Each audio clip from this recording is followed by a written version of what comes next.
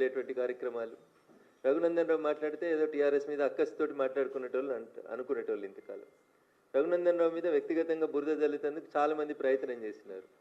Social మీడియాలో ఇంకా కూడా నిన్న మా చెల్లె కవితమ్మ చెప్పినటువంటి పెయిడ్ ఆర్టికల్స్ రఘునందన్ రావు మీద రోజు రాపిస్తూనే ఉన్నారు.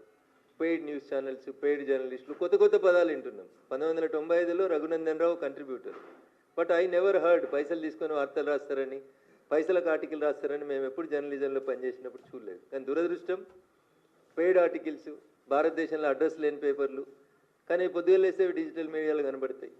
దొంగనే దొంగ దొంగ అని అరిచినట్టు కొంతమంది దొంగలకు జీతం ఇచ్చి రాపిచ్చి వాటిని పొద్దులేమగానే అన్ని యూట్యూబ్ ఛానళ్ళల్లో తిప్పించి వ్యక్తిత్వ హననానికి పాల్పడుతున్నారు అని రఘునందన్ రావు మాట్లాడితేనేమో తప్పు అనిపించింది చాలామందికి. కానీ నిన్న వాళ్ళ ఇంట్లోకెళ్ళి వచ్చినామనే చెప్పింది, వాళ్ళ చెల్లెనే చెప్పింది. వేరే దేశాలలో పెట్టి వ్యక్తిత్వ హననానికి పాల్పడుతుర్రు, ఆడబిడ్డను, మీ ఇంటి బిడ్డను, నా వ్యక్తిత్వాన్ని హననం చేస్తే కూడా ఇది చేస్తలేరా అని నేను రాష్ట్ర ప్రభుత్వాన్ని ఈ సందర్భంగా సూటిగా అడుగుతా ఉన్నా. ముఖ్యమంత్రి గారిని వ్యక్తిత్వ హననం చేసిర్రు, నన్ను చేసిర్రు, ఆఖరికి ఆ ఇంట్లోకి వెళ్ళి వచ్చిన ఆడబిడ్డ అని చెప్పుకున్నామే నిన్న ఆమె చెప్పింది వేరే దేశాలలో పెట్టి వ్యక్తిత్వ హననం చేస్తూ ఉన్నారు, పెయిడ్ బ్యాచ్ల్ని నడిపిస్తున్నారని. కవిత ఎవరిని ఉద్దేశించి పెయిడ్ ఆర్టిస్టులను పెట్టిర్రు, పెయిడ్ బ్యాచ్లు పెట్టి నడిపిస్తున్నారని చెప్తుందో రేవంత్ రెడ్డి గారికి, రాష్ట్ర ముఖ్యమంత్రి గారికి తెలిసే ఉంటుంది. అందుకని ఆ పెయిడ్ ఆర్టిస్టులని, ఆ పెయిడ్ బ్యాచ్ని అందరినీ కూడా వెంటనే కేసులు పెట్టి రిమాండ్ చేయాలని నేను కూడా డిమాండ్ చేస్తా ఉన్నాను. ఎందుకంటే వ్యక్తుల వ్యక్తిత్వాన్ని హననం చేసేటువంటి అధికారం ఆర్టికల్ 19 మీకు ఇవ్వలేదు. ఫ్రీడమ్ ఆఫ్ స్పీచ్, స్వేచ్ఛ మీకు ఉందని చెప్పి మీరు ఎవరి మీద పడితే వాళ్ళ మీద ఏది పడితే అది రాసే అధికారం ఎవరికీ లేదు. ఏ ఛానల్కి లేదు, ఏ పేపర్కి లేదు, ఎవరికి లేదు. సో ఆ అంశం లోపల కవితకి ఇలా కడుపున వచ్చినట్టు కనబడుతుంది. కానీ మీరు అధికారంలో ఉన్నప్పుడు డ్రోన్లు ఎగిరేసిరని కొంతమంది రిమాండ్ చేసిర్రు, తప్పుడు కేసులు పెట్టిర్రు, రకరకాలైనటువంటి అవస్థలు పెట్టిర్రు. ఇలా నీ దాకా వస్తే చెల్లెకి కడుపున వస్తాను. అయినా ఈ పంచాయతీ ఈ రాష్ట్రంలో టీఆర్ఎస్ లేదు అని చెప్పడానికి నేను చేస్తున్నటువంటి ప్రయత్నం. టీఆర్ఎస్ ఏడుంది రాష్ట్రంలో?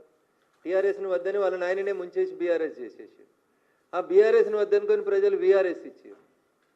ఇలా టీఆర్ఎస్, బీఆర్ఎస్, కవిత, కేటీఆర్, కేసీఆర్ అనేది చెల్లని రూపాయలుగా మారిపోయినాయి తెలంగాణ సమాజంలో.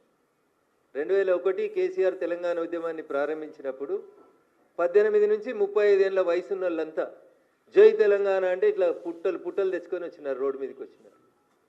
ఆ ఆవేశాన్ని, ఆ ఆలోచనని 10 సంవత్సరాల మీ పరిపాలన లోపల చంపేసి బిడ్డకో శాఖ, కొడుక్కో శాఖ, నాయనకో శాఖ ఇచ్చి మీది మీరే చేసుకొని, మిమ్మల్ని మీరే పెంచుకొని, మీ ఆస్తులు మీరు పెంచుకొని, మిమ్మల్ని మీరే ఎదుగుదలకు ఉపయోగించుకున్నారు తప్ప తెలంగాణ ప్రజలకు ఏం జరగలేదు.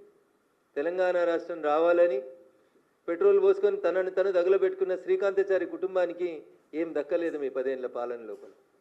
అమరుడైన శ్రీకాంతాచారి, మొదటి అమరుని దగ్గర నుంచి, శ్రీకాంతాచారి దగ్గర నుంచి మొదలుకుంటే 120 కిలోమీటర్ల స్పీడ్ తోటి వచ్చేటువంటి రైళ్లను ముద్దాడినటువంటి పాలమూరు బిడ్డలకు కూడా రూపాయి దక్కలేదు. గల్లీలలో వెలువడి తినొత్తలేదు. ఢిల్లీలో ఉన్న